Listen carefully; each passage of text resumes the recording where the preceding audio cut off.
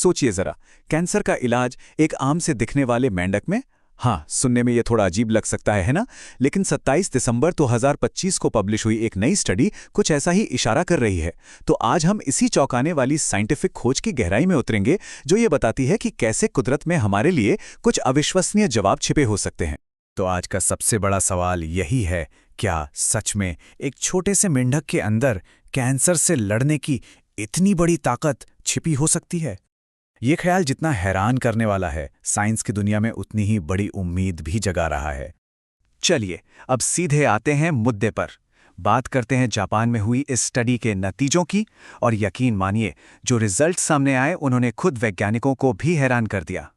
Screen पर ये जो नंबर दिख रहा है, 100%, नहीं, ये कोई टाइपिंग की गलती नहीं है। इस बैक्टीरिया से जिन चूहों का इलाज किया गया, उनमें से हर एक का ट्यूमर पूरी तरह से खत्म हो गया, एक भी नहीं बचा।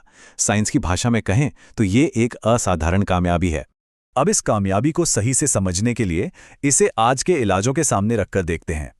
एक तरफ है कीमोथेरेपी और इम्यूनोथेरेपी जैसे स्टैंडर्ड ट्रीटमेंट्स, जिनके कई कई राउंड्स लेने पड़ते हैं, और दूसरी तरफ है ये बैक्टीरियल थेरेपी, जिसका सिर्फ एक डोज ही काफी था। सोचिए, सिर्फ एक डोज ने वो कर दिखाया जो कई राउंड्स में भी मुमकिन नहीं हो पाया। तो सवाल ये उठता है कि आखिर ये चमत्कारी बैक्टीरिया मिला कहाँ से? हमने ये तो देख लिया कि ये क्या कर सकता है, पर अब ये जानना भी जरूरी है कि ये आया कहाँ से। तो मिलिए इविंगेला अमेरिकाना से। और कमाल की बात यह है कि ये कोई लैब में तैयार किया गया जेनेटिकली मॉडिफाइड बैक्टीरिया नहीं है। ये तो जापानी ट्री फ्रॉग की आंतों में कुदरती तौर पर मिलता है। और यही बात इस खोज को और भी खास बना देती है कि ये पूरी तरह से नेचुरल है। वैसे इस बैक्टीरिया तक पहुंचने की कहानी भी बड़ी मजेदार है। रिसर्चर्स ने मेंढकों, न्यूट्स और छिपकलियों से सैंपल इकट्ठा किए। उनमें से 45 अलग अलग तरह के बैक्टीरिया को अलग किया। जब इनकी टेस्टिंग हुई तो 9 स्ट्रेन्स में कैंसर से लड़ने के गुण तो दिखे, लेकिन एक था जो असली हीरो बनकर उभरा, और वो था इविंगेला अमेरिकाना। तो आखिर ये बैक्टीरिया ऐसा करता क्या है जो इतना असरदार है? इसका राज छिपा है इसके दो तरफा हमले में। इसे एक बॉक्सर के 1-2 पंच की तरह समझ सकते हैं। ये बैक्टीरिया ट्यूमर पर एक साथ 2 तरीकों से हमला करता है, जिससे कैंसर सेल्स के बचने का कोई रास्ता ही नहीं बचता। तो पहला पंच होता है सीधा हमला। ये बैक्टीरिया ट्यूमर के अंदर कम ऑक्सीजन वाले माहौल में घुसकर कैंसर सेल्स को सीधे सीधे खत्म करने लगता है। और दूसरा पंच, ये इम्यून सिस्टम को जड़ाता है।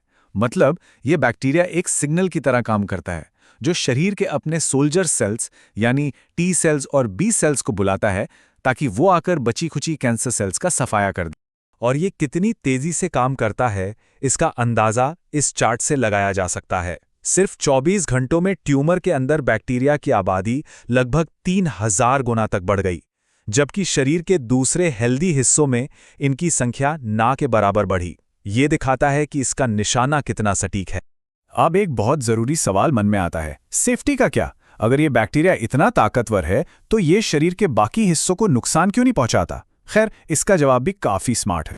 असल में ये बैक्टीरिया सिर्फ और सिर्फ ट्यूमर को ही अपना घर बनाता है। क्यों? क्योंकि ट्यूमर के अंदर कम ऑक्सीजन, लीक करने वाली ब्लड वेसल्स और बदला हुआ मेटाबॉलिज्म, ये सब मिलकर ऐसे पनपने के लिए एक परफेक्ट माहौल देते हैं। ये एक ऐसी चाबी की तरह है जो सिर्फ ट्यूमर वाले ताले में ही फिट होती है। और सेफ्टी के जो आंकड़े हैं वो भी यही कहानी बताते हैं। 24 घंटे के अंदर बैक्टीरिया खून से साफ हो गए। 3 दिन में अगर कोई हल्की फुल्की सूजन हुई भी तो वो चली गई, और 60 दिनों तक चले ऑब्जर्वेशन में चूहों पर कोई भी लॉन्ग टर्म साइड इफेक्ट नहीं देखा गया। तो ये सारे नतीजे बेहद रोमांचक हैं, इसमें कोई शक नहीं, लेकिन इन्हें सही नजरिए से देखना भी उतना ही जरूरी है। ये खोज हमें कुदरत की उस ताकत की याद दिलाती है जो भविष्य के इलाजों की चाबी हो सकती है। एक बात साफ कर देना बहुत जरूरी है, ये अभी इंसानों के लिए कैंसर का इलाज नहीं है। ये रिसर्च अपने शुरुआती स्टेज में है, और ये नतीजे चूहों पर हुए एक्सपेरिमेंट से मिले हैं। इसे एक प्रूफ ऑफ कॉन्सेप्ट समझना चाहिए, यानी एक सबूत कि हाँ, ये तरीका काम कर सकता है। लेकिन ये स्टडी एक बहुत बड़ी तस्वीर की तरफ इशारा करती है। हमारी प्रकृति में, खासकर अनदेखे माइक्रोब्स की दुनिया में, अनगिनत मेडिकल चमत्कार छिपे हो सकते हैं। ये मेंढक का बैक्टीरिया उसी की एक बेहतरीन मिसाल है। तो अब आगे क्या होगा?